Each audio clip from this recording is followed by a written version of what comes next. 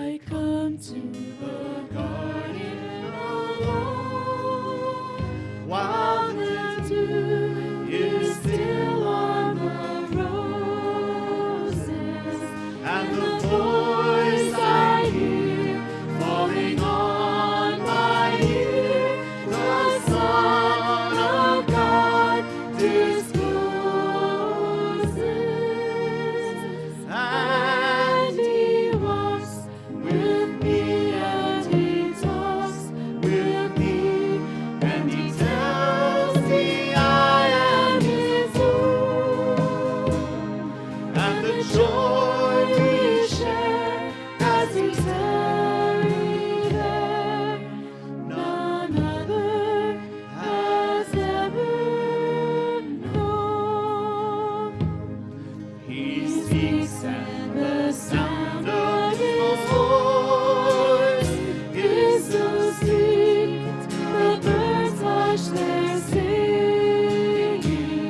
and the melody that He gave to me within my heart is ringing.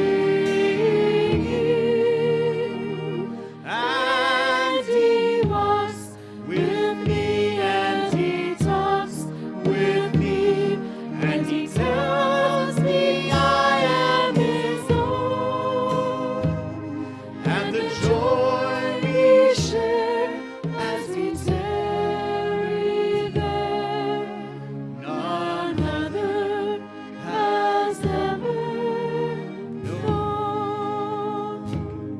I'd stay in the garden with Him, though the night around me be falling, but He bids me go through the voice of woe.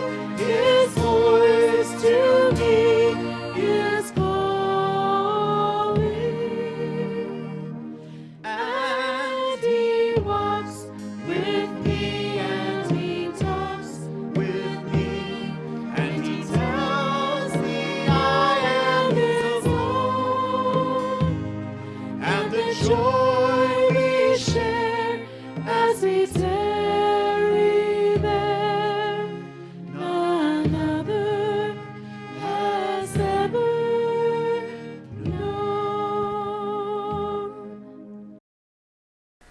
Hey everybody, happy Wednesday. Hope you guys are having a blessed day and a good week. And I hope you guys are as excited for May 8th as I am. I know that it's not set in stone yet, but I'm really hoping that we get to start to go back to normal life here soon. So let's open up in prayer and get into the Word. Dear God, thank you for today. Thank you for this opportunity we have to sort of come together and get in your Word and focus on what you have to say and the things that you're doing in our lives. In your name I pray. Amen. Between proofreading the newsletter for this month and my own biblical studies, I have been focused on Psalm 139 today quite a bit. And so I wanted to share a few verses from that with you guys and encourage you and challenge you guys to think about some of the things God's doing in your life. So if you want to flip with me to Psalm 139, I encourage you to read the whole thing. I pulled 8 verses out of here. And so I want to get talking about Psalm 139. Starting in verse 1, it says, "You have searched me, Lord, and you know me.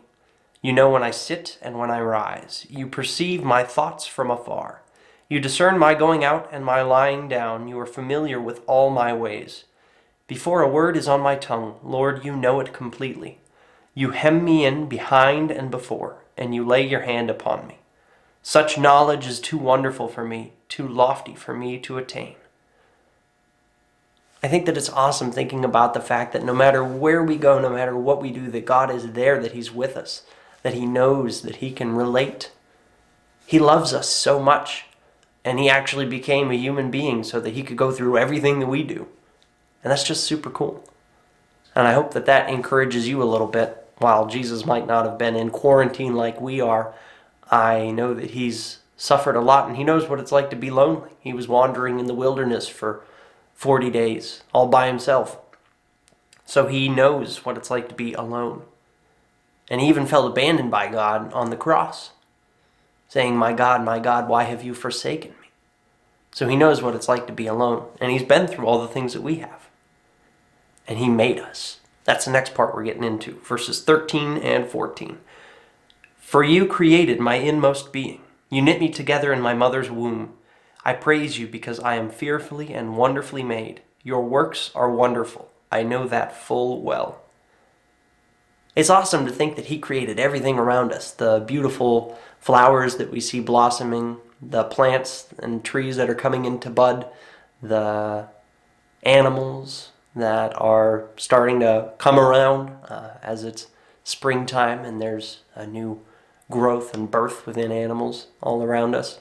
And people, ourselves, the people that we are blessed to be with. Some of you might feel stuck with people, but in this quarantine time, I think that it's good to recognize the blessing of family that we have around us. And just everything that you see was created by God, and that's just so cool. I love creation. The last bit is the last 2 verses in the chapter. It says, "Search me, God, and know my heart. Test me and know my anxious thoughts. See if there is any offensive way in me, and lead me in the way everlasting." God knows not only everything about our physical body, but he knows our hearts and our minds as well. And the psalmist here is saying, search me and know me.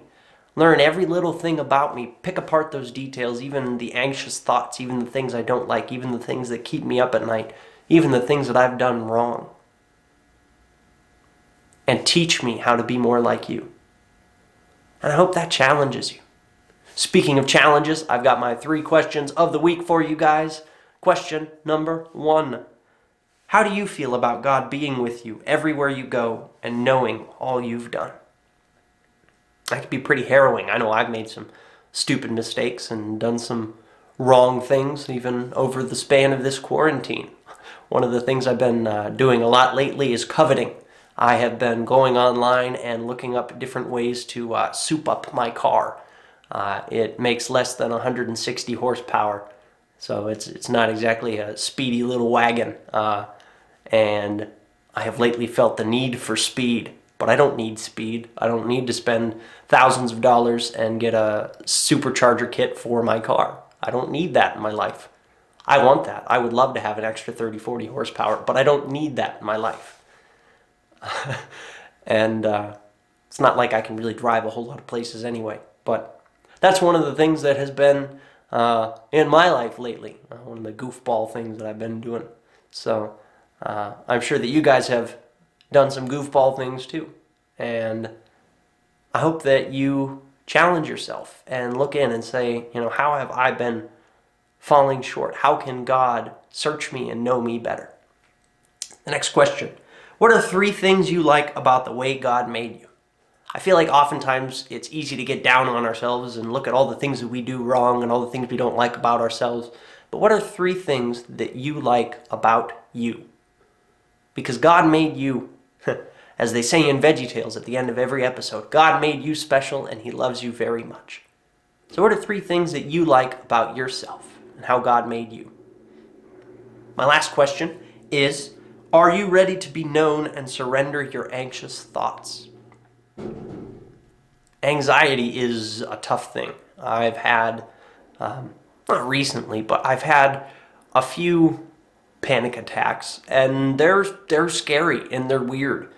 The first one, I thought about why am I anxious right now? And I tried to analyze it, and I tried to be like, well, it's stupid. There's no reason to be anxious. And I made it worse. And I also had coffee, because that's one of my comfort foods. But caffeine apparently makes those worse. So it was a disaster. But anyway, when those anxious thoughts hit, and you have those worries and those struggles, is that something you give up to God? Or is that something you harbor inside?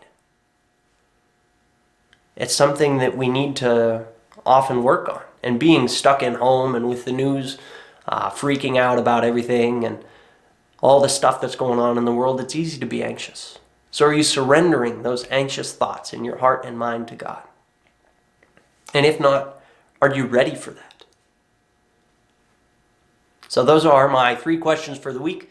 I hope that you guys enjoyed this little study on Psalm 139, and I encourage you guys to read the whole chapter because it's a great chapter.